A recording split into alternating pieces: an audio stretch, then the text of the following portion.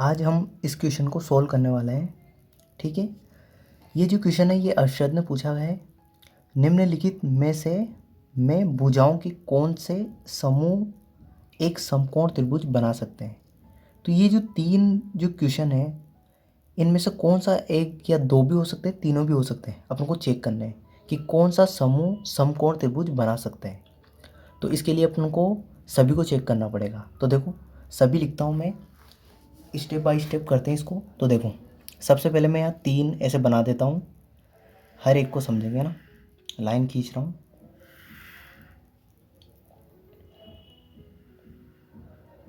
ठीक है। अब देखो सबसे पहले पहला यहाँ, दूसरा, तीसरा, ठीक है। तो देखो पहला है 2.5 कोमा 6.5 कोमा 6, दूसरा है अपना 2,2,5 और तीसरा है 1.5 कोमा 2,2.5, ठीक है। अब देखो अपन को बनाना है समकोण त्रिभुज बनेगा कि नहीं बनेगा। तो पहले समकोण त्रिभुज होता क्या है? समकोण त्रिभुज होता है जिसका एक कोण 90 डिग्री का हो, जिसका एक कोण ऐसा होता है समकोण त्रिभुज। तो एक कोण 90 डिग्री का हो तो ये समकोण है। अब देखो समकोण के इस 90 डिग्री का कोण है, ध्यान रखना 90 डिग्री का है। इसकी जो सामने वाली भुजा होती है उस कर्ण होती है, क्या होती है? कर्ण। और ये होता है अपना आधार और ये होता है अपना लंब, ठीक है। अब देखो इन सभी में जो कर्ण होती है ना सबसे बड़ी भुजा होती है। तो अब देखो इन तीनों में से सबसे बड़ी भुजा कौन सी है? 6.5 है।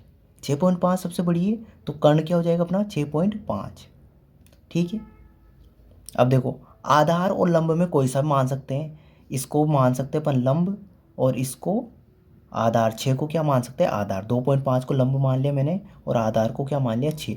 पर हमेशा ध्यान रखना बड़ी जो भुजा होगी वो हमेशा कर्ण होगी, ठीक है। इस हिसाब से चलना अपनों को। तो कर्ण क्या होगी अपना? 6.5, ठीक है। अब देखो दूसरा, इसमें देखो इसमें भी वही समकोण त्रिभुज। तो ये समकोण त्रिभुज बना दिया मैंने, ये 90 डिग्री का कोण। अब मुझे बताओ इसमें सबसे बड़ी भुजा कौन सी है? 5। तो ये 5 अपना कर्ण हो जाएगा। आधार अपन 2 और लंब भी 2, ठीक है। इन दोनों में से कोई सा ले सकते हैं। इसमें भी देखो इसमें भी आधार अपन 2.5 भी ले सकते हैं, लंब 6 भी ले सकते हैं, कोई फ़र्क नहीं पड़ेगा। पर कर्ण का ध्यान रखना, कर्ण हमेशा बड़ी भुजा होगी। तो इन तीनों में से जो बड़ी भुजा थी वो ले ली मैंने, इन तीनों में जो बड़ी भुजा है वो ले ली। इसमें ध्यान रखना ये वापस समकोण त्रिभुज, ये 90 डिग्री का कोण। अब बताओ मुझे कर्ण कौन सा होगा? तो कर्ण होगा सबसे बड़ी भुजा। तो देखो 1.5, 2 और 2.5 में बड़ी कौन सी है सबसे बड़ी? ये वाली 2.5। तो 2.5 सबसे बड़ी होगी। अब आधार और कर्ण में तुम्हारा मन कहे उस हिसाब से ले लेना। तो मैंने इसको 2 ले लिया, इसको 1.5 ले लिया। अब तीनों में क्या लगाएंगे? पाइथागोरस प्रमेय। तीनों में क्या लगाएंगे? पाइथागोरस प्रमेय, ठीक है। तो देखो मैं लगाता हूँ पाइथागोरस प्रमेय। तो देखो पाइथागोरस प्रमेय का सूत्र होता है कर्ण, कर्ण का स्क्वायर बराबर आधार का स्क्वायर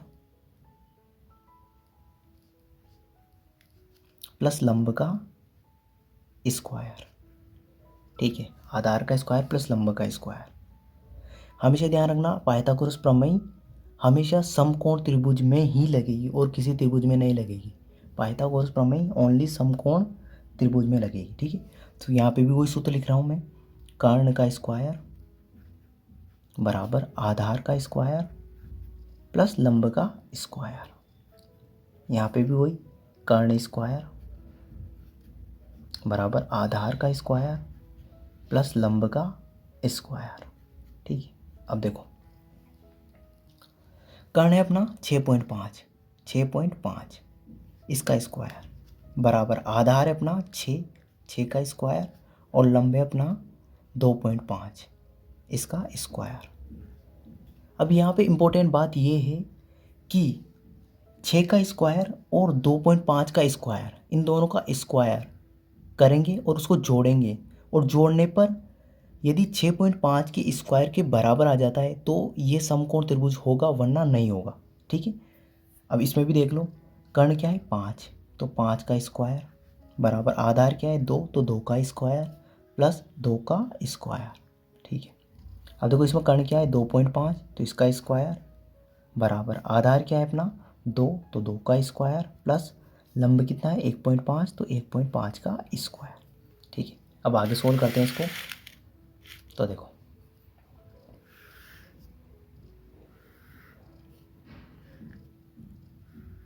ठीक है, अब देखो इसको आगे। तो देखो सबसे पहले बीच वाला सोल्व कर रहा हूँ मैं। देखो 5 का स्क्वायर मतलब 5 को 5 से गुणा करना। 5 का स्क्वायर का मतलब क्या होता है, 5 को 5 से गुणा करना। तो 5 को 5 से गुणा किया तो 5 5 25 बराबर 2 का स्क्वायर होता है 4 और 2 का स्क्वायर होता है 4, तो 25 बराबर 4 और 4 को जोड़ा तो 8। क्या ये दोनों बराबर है? ये दोनों बराबर नहीं है, ये दोनों बराबर नहीं है।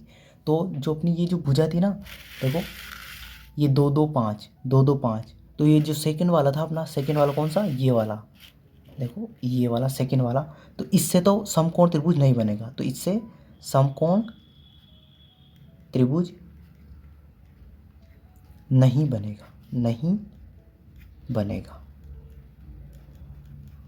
अब आप समझ गए होंगे कि यदि ये दोनों जो मैंने लिखा ये और ये, यहाँ पे भी 8 की जगह, इस 8 की जगह 25 आ जाता तो दोनों बराबर हो जाते, और दोनों बराबर हो जाते तो समकोण त्रिभुज बन जाता। ठीक है, अब देखो अपन आगे करते हैं।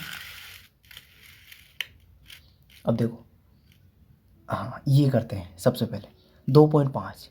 ठीक है, तो 2.5 मतलब 25, और 25 का स्क्वायर होता है 625। क्या होता है, 625। आपको गुणा करके देखना है 625। ठीक है, अब पॉइंट कहाँ लगेगा, एक अंक पहले पॉइंट लग रहा है, तो यहाँ पे 2 अंक पहले पॉइंट लगा है। क्यों लगेगा, क्योंकि 2.5 को 2.5 से गुणा करेंगे तो क्या आएगा, 625, 6.25 बराबर। अब देखो 2 का स्क्वायर क्या होता है 4, प्लस 1.5 मतलब 15, 15 का स्क्वायर कितना होता है 225, तो ये आ जाएगा 2.25। ठीक है, 2.25। 15 का स्क्वायर 225 होता है, एक अंक पहले पॉइंट लगा, आपको बस गुणा करना है 1.5 को 1.5 से गुणा करना है। अब देखो 6.25, अब देखो जोड़ना आना चाहिए आपको। 4 को 2.25 में जोड़ेंगे तो कैसे जोड़ेंगे, देखो यहाँ बता रहा हूँ मैं आपको।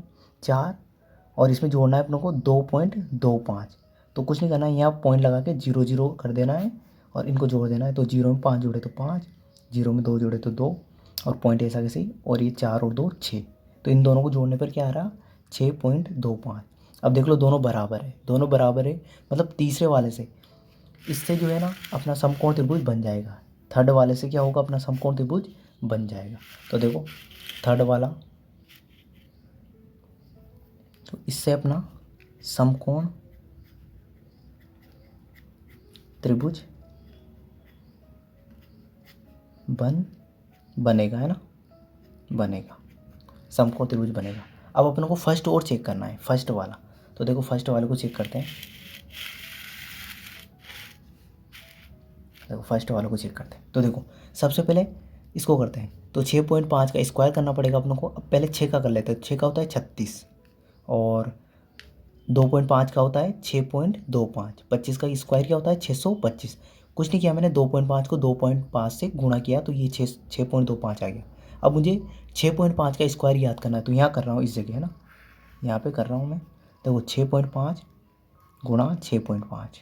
अब देखो 5 को 5 से किया तो 25 के 5 हासिल के 2, 5 को 6 से किया 5 छंग 30 और 2 32, गुणा 5 को 6 से किया तो 5 छंग 30 हासिल के 3, 6 को 6 से किया 36, 36 के बाद 37, 38, 39। अब देखो जोड़ते हैं, 5 2 9 और 3 12, 12 के 2 हासिल का 1 4, तो 4225। अब देखो एक और एक अंक पहले इसमें लगा हुआ है, एक अंक इसमें लगा हुआ है, तो 2 अंक पहले पॉइंट लग जाएगा। मतलब क्या आएगा आंसर, 42.25। तो 65 का 6.5 का स्क्वायर करेंगे तो क्या आएगा 42.25। तो देखो यहाँ पे लिख रहा हूँ मैं 42.25।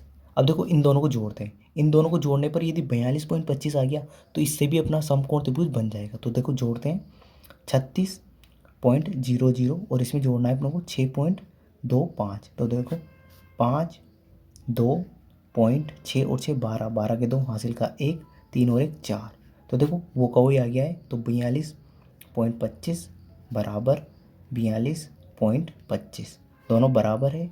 तो जब दोनों बराबर आ गए अपने, तो अपना समकोण त्रिभुज इससे बन जाएगा। तो देखो अब उन्होंने क्या क्या किया इसमें, तो देखो इन तीनों में से फर्स्ट वाले से भी समकोण त्रिभुज बनेगा,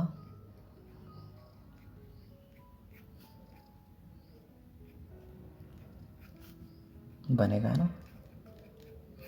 सेकेंड वाले से समकोण त्रिभुज नहीं बनेगा क्योंकि बराबर नहीं आ रहा था, और थर्ड वाले से समकोण त्रिभुज बनेगा। मैंने अच्छे से समझा दिया है।